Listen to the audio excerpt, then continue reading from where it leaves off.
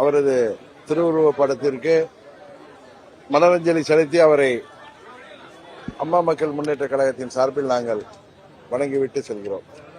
நீங்க எதுவும் கேட்கணும்னா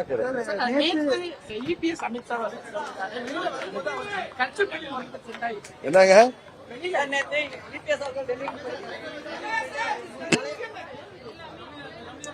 ஒருத்தர் கேளுங்க, நல்லா ஸ்ட்ராங்கா கேளுங்க.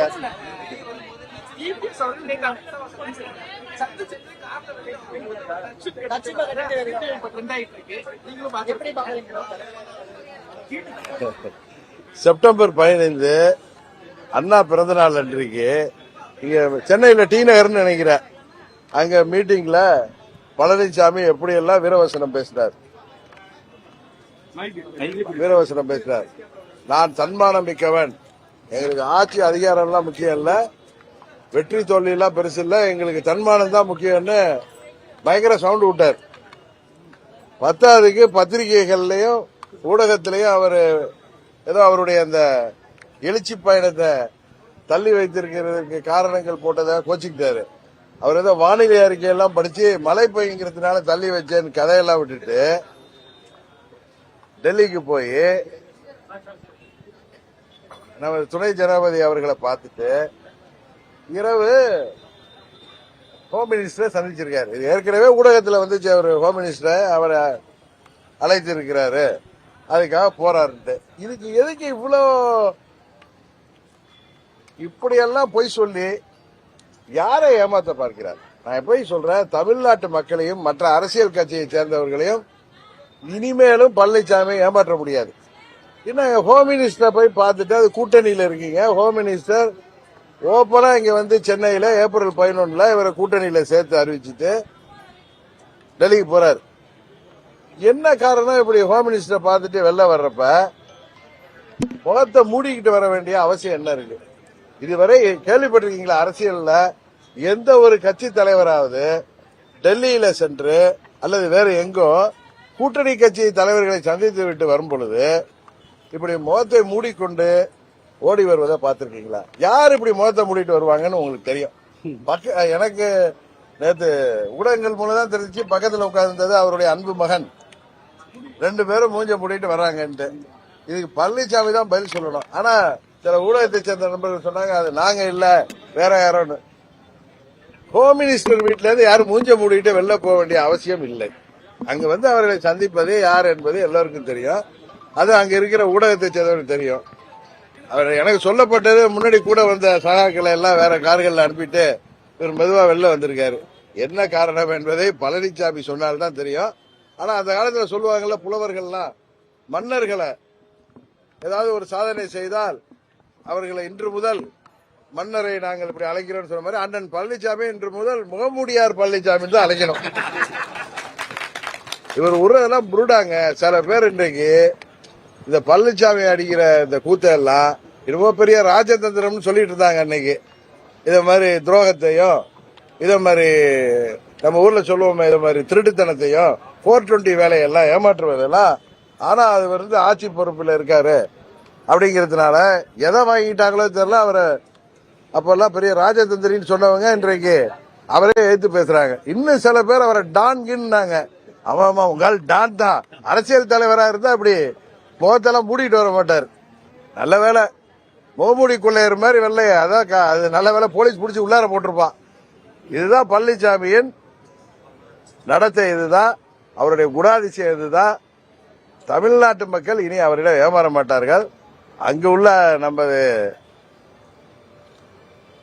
அங்குள்ள தொண்டர்கள், நமது சகோதர சகோதரிகள் இன்னும் தங்களை தாங்களே ஏமாற்றிக் கொண்டிருந்தால் அதுக்கு நாங்கள் பொறுப்பில்ல. இன்னொன்னு சொல்ற, புரட்சி தலைவருக்கு ஆரம்பித்த அந்த இயக்கம் அது தொண்டர்களால் பொதுச் செயலாளர் தேர்ந்தெடுக்கப்பட வேண்டும் என்பதுதான் அடிப்படை விதி. அதை தான் அம்மா அவர்களும் பின்பற்றினார்கள். அந்த அடிப்படை விதியே மாற்றியதனால் இனி அந்த கட்சி பேரு அதிமுக எடப்பாடி திராவிட முன்னேற்ற கழகம். அண்ணன் எடப்பாடி திராவிட முன்னேற்ற கழகம் தான். அது எடப்பாடி கட்சின்னு தான் சொல்லணும். அண்ணா திராவிட முன்னேற்ற கழகம் என்பது இப்பொழுது இல்லை. புரட்சி தலைவரும் போற்றி காத்த அந்த வெற்றி சின்னமான இரட்டலை வைத்துக் கொண்டு தொண்டர்களையும் தமிழ்நாட்டு மக்களையும் ஏமாற்ற பார்க்கிறார் பழனிசாமி. இந்த தேர்தலில் என்னதான் பணபலம் இருந்தாலும், எத்தனை கட்சிகள் கூட்டணி வந்தாலும் உறுதியாக பழனிசாமி தோல்வியை சந்திக்க போவது உறுதி. சார், நீங்கள் அமித்ஷாவை சந்திப்பீங்களா? சந்திக்கிறதுக்கான வாய்ப்பு இருக்கா? நான் உங்கள்கிட்ட சொல்றது, உங்களுடைய யூகத்துகளுக்கோ நீங்க கேட்கிற கேள்விகளுக்கு எல்லாம் நான் பதில் சொல்ல வேண்டிய அவசியம் இல்லை. முத்துராமலிங்க தேவருக்கு பாரத ரத்னா கொடுக்கணும்னு சொல்லிட்டு ஹோம் மினிஸ்டர் சந்திச்சு மனு கொடுத்திருக்கேன்னு சொல்லி ட்விட்டர்ல போட்டு. அதாவது தேவர் பெருமகனார் என்பவர் நம்ம தென் மாவட்டங்கள்ல எல்லா மக்களாலும் மிகவும் மதிக்கப்படக்கூடிய, இன்னும் சொல்ல போனால் தெய்வமாக வணங்கக்கூடிய ஒரு பெரிய மகான். அவருக்கு பாரத ரத்னா வழங்கப்பட வேண்டும் என்பது அந்த பகுதி மக்களின் நீண்ட நாள் கோரிக்கை. அதை யார் எடுத்து போய் முன்வைத்தாலும் அதில் தவறில்லை. ஆனால் அந்த பகுதி மக்களை எப்படியெல்லாம் அரசியல் ரீதியாக 10.5% என்று அறிவித்து ஒரு கண்ணுக்கு வெண்ணையும் ஒரு கண்ணுக்கு சுண்ணாம்பு வைத்து அந்த பகுதிக்கு செல்லும் பொழுதெல்லாம் 105 சமுதாயத்தை சேர்ந்த மக்கள் எப்படியெல்லாம் கடந்த முறை இவர் சென்றபோது கூட எவ்வளவெல்லாம் இவருக்கு எதிராக இருக்கிறார்கள் என்பது தெரிந்து அதை எப்படியாவது அவர்களை சரி செய்ய வேண்டும் என்பதற்காக அவர் முயற்சி எடுக்கிறார். அதே நேரத்தில் யார் போய் தேவரையா அவர்களுக்கு பாரத ரத்னா விருது வழங்க வேண்டும் என்று கோரிக்கை வைத்தாலும் அது ஒரு நல்ல கோரிக்கை தான். அவர் சொல்ற மாதிரியே தென் தமிழ்நாட்டில் வசிக்கிற மக்கள் எல்லாம் ஒன்றும் முட்டாள்கள் இல்லை. இதே மாதிரி முகமூடி கொள்ளையர்கள் எல்லாம் பார்த்து அவர்கள் ஏமாற மாட்டார்கள். அடுத்த கட்டமா அவங்களுடைய செயல்பாடு கூட்டணி அதான் தன்மானம் மிக்க தலைவர் 15ஆம் தேதி இரவு 8 மணிக்கு சொல்லியிருக்காரு. 16ஆம் தேதி இரவு 8 மணிக்கு அவர் தன்மானம் மிக்க தலைவர் எப்படி வெளியில வந்தாருங்கிறது உங்களுக்கு தெரியும். அடுத்த கட்டமா உங்களோட செயல்பாடு ஏதோ பொறுத்திருங்க, டிசம்பர் மாதம் வரை பொறுத்திருங்கள். ஒன்றை மாற்றம் சொல்கிறேன், அம்மா மக்கள் முன்னேற்ற கழகம் இந்த தேர்தலில் போட்டியிடுகிற கூட்டணி எந்த கூட்டணியில் இடம்பெறுகிறதோ அதுதான் வெற்றி கூட்டணி, உறுதியாக ஆட்சி அமைக்கின்ற கூட்டணியாக இருக்கும் என்பதை மாத்திரம் சொல்லுங்கள். செங்கோட்டையன் திரு ஓபிஎஸ் டிடிவி ஆகியோர்லாம் ஒரே மேடையில சந்திக்கிறதுக்கான வாய்ப்பு இருக்கா? உறுதியாக இருக்கு.